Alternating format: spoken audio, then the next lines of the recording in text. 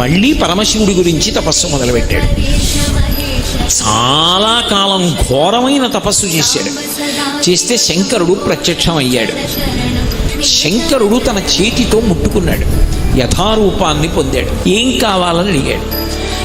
అడిగితే అప్పుడు పరమశివుణ్ణి ఉద్దేశించి అడిగాడు, పరమశివ సుతుడు కావాలి, కొడుకు కావాలి, వాడు అయోనిజుడు కావాలి, వాడు ఆడదాని కడుపులో పెరిగి పెద్దవాడై 9 నెలలో 12 నెలలో పూర్తయిపోయిన తరువాత బయటికి వచ్చేటటువంటి యోని సంభవుడైనటువంటి వాడు కాకూడదు. అలాగే వాడికి జరామరణములు ఉండకూడదు. అటువంటి 3 లక్షణములు ఉన్నవాడై ఉండాలి. దానికి తోడు నీతో సమానమైనటువంటి వాడు అయి ఉండాలి. అలాంటి కొడుకునివ్వాలి.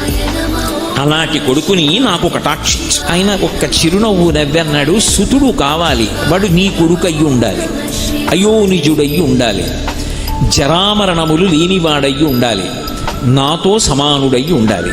ఇటువంటి కొడుకు కావాలి. లోకంలో ఇలా అడిగిన వాళ్ళు ఉన్నారా ఎవరైనా?